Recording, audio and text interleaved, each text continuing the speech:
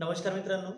सर्वसामान्य माणसालाही भारताचं संविधान, भारताची राज्यघटना समजावी या उद्देशातूनच संविधान ही सिरीज मी सुरू केलेली आहे. त्या संविधान सिरीजमधला पहिला व्हिडिओ ऑलरेडी पोस्ट केलेला आहे. जर तुम्ही तो व्हिडिओ पाहिला नसेल तर एकदा तो पाहून घ्यायचा. त्यात काही महत्त्वाच्या गोष्टी सांगितलेल्या आहेत. आज आपण या सिरीजमधला हा दुसरा व्हिडिओ घेत आहे. सर्वांना माहीत आहे की भारताचा सर्वोच्च कायदा म्हणजे भारताचं संविधान. पण हे संविधान आपल्याला कधी मिळालं, कसं मिळालं, काय आहे त्यामध्ये हे पाहणं आपल्यासाठी महत्त्वाचं ठरतं. भारत स्वतंत्र झाला 15 ऑगस्ट 1947. पण 15 ऑगस्ट 1947ला आपल्याकडे संविधान होतं का? तर नाही. आपल्याकडे संविधान हे तयार झालं नव्हतं. 15 ऑगस्ट 1947ला आपलं संविधान हे लिहून तयार झालं नव्हतं. पण त्याची सुरुवात मात्र स्वातंत्र्याच्या आधीच झाली होती. तर 1946ला संविधान बनवण्याची सुरुवात झाली होती. आता हे जे संविधान आहे हे संविधान बनलं कुठं?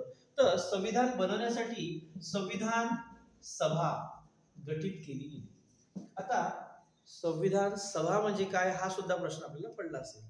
तर साध्या भाषेत लक्षात ठेवा, संविधान सभा म्हणजे अशी एक समिती, अशी एक संघटना ज्यामध्ये भारताचं संविधान तयार केलं गेलं, त्यावर चर्चा केली गेली, त्यानंतर ते स्वीकृत केलं गेलं. तर ही जी बॉडी आहे किंवा संघटना आहे ती म्हणजे संविधान सभा. तर भारताला स्वातंत्र्य मिळण्याच्या आधीच संविधान सभेसाठी वेगवेगळ्या नेत्यांनी प्रयत्न केले होते. महात्मा गांधींनी सर्वप्रथम संविधान सभा या शब्दाचा उल्लेख न करता या प्रकारची मागणी केली. त्यानंतर मानवेंद्रनाथ रॉय, नंतर पंडित जवाहरलाल नेहरू, काँग्रेस अशा अनेक नेत्यांनी प्रयत्न केले. त्यानंतर कुठे आपल्या भारताला संविधान सभा मिळाली. तर ती संविधान सभा जी मिळाली त्या संविधान सभेने आपल्या देशाचं संविधान बनवलं. मग आता ती संविधान सभा कधीपासून कार्य करायला लागली हे सुद्धा पाहणं महत्त्वाचं आहे. तर ही जी संविधान सभा आहे ही संविधान सभा आपल्या भारतीय लोकांचीच होती. म्हणजे यामध्ये सुरुवातीला इंग्रजांनी आपल्याला ऑप्शन्स दिले होते की त्यांनी संविधानामध्ये सहभाग घ्यावा. आपण आपल्या भारतीय नेत्यांनी ते धुडकावून लावलं आणि आता जी संविधान सभा तयार झाली आहे त्यामध्ये सर्वच्या सर्व हे भारतीय नेते आहेत. तर संविधान सभेमध्ये एकूण 389 सदस्य होते. त्यांची वेगवेगळ्या समित्यांमध्ये विभागणी केली. म्हणजे संविधान सभा ही वेगवेगळ्या समित्यांमध्ये कार्य करत होती. आता 389 सदस्य हे सुरुवातीला होते आणि संविधान सभेची जी पहिली बैठक आहे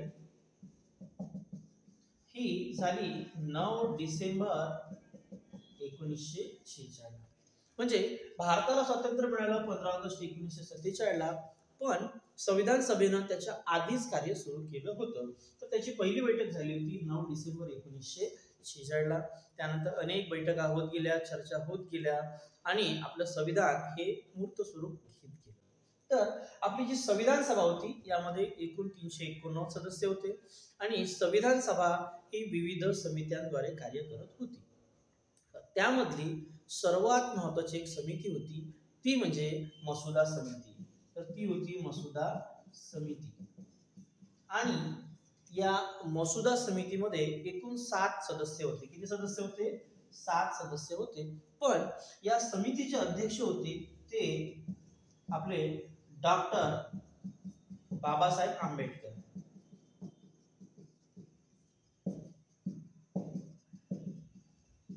आणि आपली जी संविधान सभा होती त्या संविधान सभेचे अध्यक्ष होते डॉक्टर राजेंद्र प्रसाद. तर डॉक्टर राजेंद्र प्रसाद हे संपूर्ण संविधान सभेचे अध्यक्ष होते आणि डॉक्टर बाबासाहेब आंबेडकर हे मसुदा समितीचे अध्यक्ष होते. ज्या सर्व समित्या होत्या त्यावर कंट्रोल हा डॉक्टर राजेंद्र प्रसाद यांचा होता. पण सर्वात महत्त्वाची जी समिती होती ती होती मसुदा समिती. या समितीने आपल्या संविधानाचा मसुदा तयार केला. म्हणजे संविधान कशा पद्धतीचं असावं, सर्व समित्यांचे जे काही निर्णय आले, अहवाल आले त्या सगळ्यांना एकत्रित करून संविधानाला एक आकार देण्याचं काम केलं ते म्हणजे मसुदा समितीने. या समितीमध्ये जरी 7 सदस्य होते तरी यापैकी बरेच सदस्य हे कोण्या ना कोण्या कारणामुळे काही मृत्यू झाले, त्याच्या जागेवर लवकर रिप्लेसमेंट नाही झाली, कोणाची तब्येत नव्हती बरोबर, कोणी अब्सेंट होतं, असे विविध कारणांद्वारे यातले बरेच सदस्य हे गैरहजर राहायचे आणि सर्व भार हा डॉक्टर बाबासाहेब आंबेडकर यांच्यावर येऊन पडला. तरी पण डॉक्टर बाबासाहेब आंबेडकरांनी पूर्ण मन लावून या संविधानाला एक स्वरूप देण्याचं काम केलं. म्हणून आपण आपल्या राज्यघटनेचे शिल्पकार म्हणून डॉक्टर बाबासाहेब आंबेडकर यांना. भारताला स्वातंत्र्य मिळालं 15 ऑगस्ट 1947. सुरुवातीला 389 सदस्य होते, पण जसं भारताला स्वातंत्र्य मिळालं तसंच पाकिस्तान पण वेगळा झाला, कारण भारताची झाली होती फाळणी. मग भारताची फाळणी झाली म्हणजे भारत आणि पाकिस्तान असे तर दोन वेगवेगळे देश तयार झाले.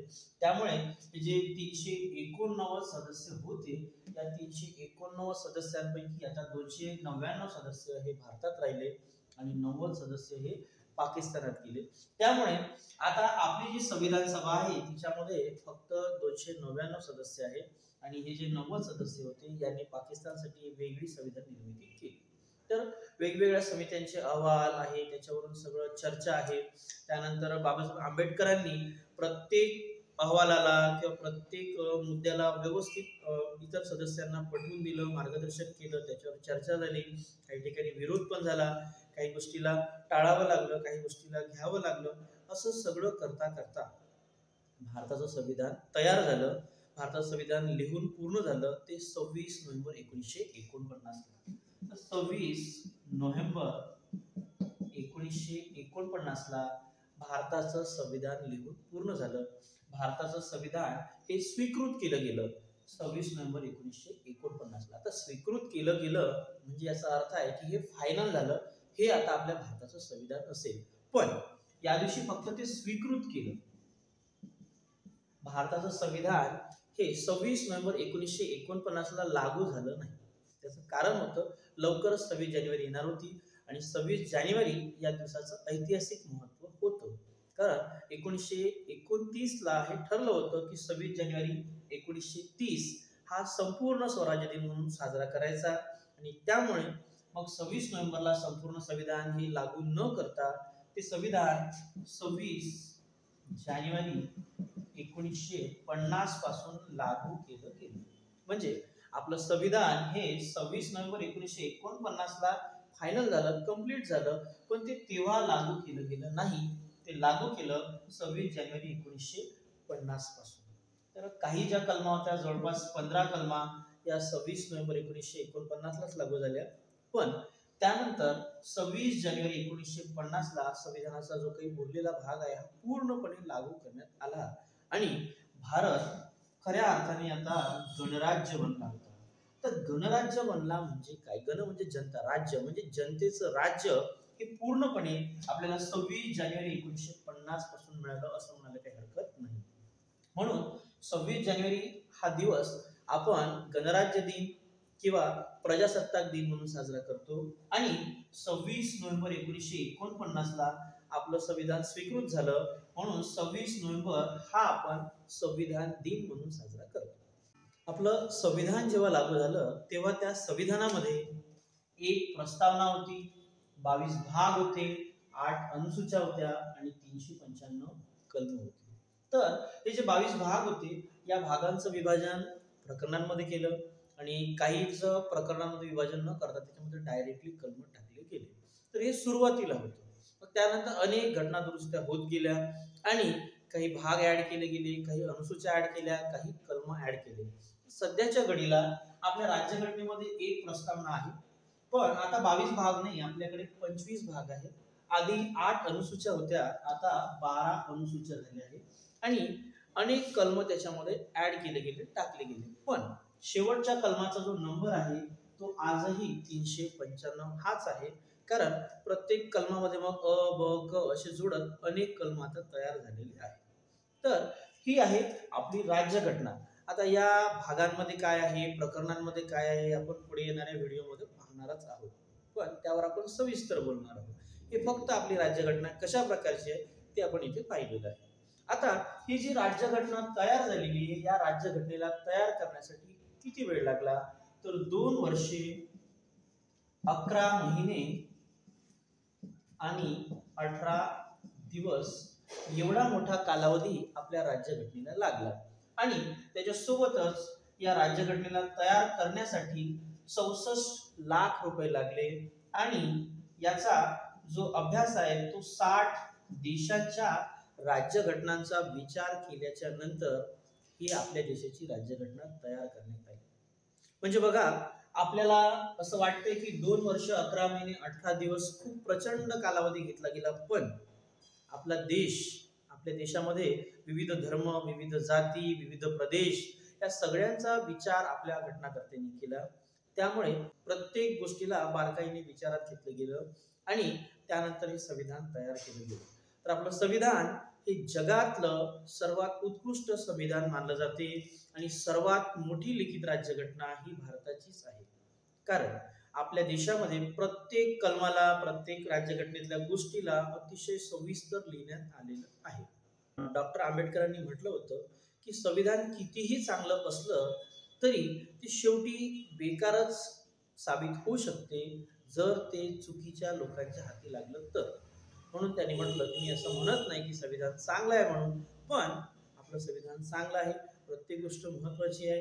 ही गोष्ट रियालिटी आहे की आपल्या संविधानाची भाषा थोडीशी क्लिष्ट आहे, कारण या संविधान सभेमध्ये जास्तीत जास्त सदस्य हे वकील असल्यामुळे थोडीशी लँग्वेज हार्ड यूज केलेली आहे. एक गोष्ट इथं म्हणावीशी वाटते, 60 देशांच्या राज्यघटनांचा विचार केल्याच्या नंतर आपल्या देशाचं संविधान तयार झालं. आपल्याकडून आपल्याला मिळालेलं आयतं एकाच देशाचं संविधान वाचणं होत नाही. तर ते घटनाकर्ते किती महान असावेत याचा विचार आपल्याला याच्यावरून येते की ज्यांनी 60 देशांचं संविधान वाचलं, त्यातला चांगला भाग घेतला, वाईट भाग सोडला आणि जोही भाग घेतला तो आपल्या इथल्या भौगोलिक, सामाजिक, आर्थिक सगळ्या कंडिशनला कसा लावायचा याच्यावर विचार केला. म्हणून खूप महान संविधान निर्माण करते होते आणि संविधान पण खूप छान आहे. त्याचा वापर करता आला पाहिजे, आपल्याला ते संविधान समजलं पाहिजे. यासाठीच हा सगळा खटाटोप आहे. पुढे येणाऱ्या व्हिडिओजमध्ये आपण आपल्या देशाचं कार्यकारी मंडळ, कायदेकारी मंडळ, न्याय मंडळ हे सगळं आपण समजून घेणार आहोत. जशी आवश्यकता आहे त्या प्रकारात काही व्हिडिओज मागपुढे सुद्धा केले जातील. तर अपेक्षा आहे हा व्हिडिओ तुम्हाला आवडला असेल. जर आवडला असेल तर निश्चितच लाईक करा, कमेंट करा, आपल्या मित्रमैत्रिणींना शेअर करा. फक्त मित्रमैत्रिणींना शेअर करू नका, तर आपल्या घरच्यांनाही शेअर करा. तुम्ही जर माझ्या चॅनलवर नवीन असाल तर चॅनलला सबस्क्राईब करा. तिथे जाऊन बेल आयकॉनला प्रेस करा आणि त्यामध्ये ऑल सिलेक्ट करा, म्हणजे माझे सर्व व्हिडिओ तुमच्यापर्यंत लवकरात लवकर पोहोचतील.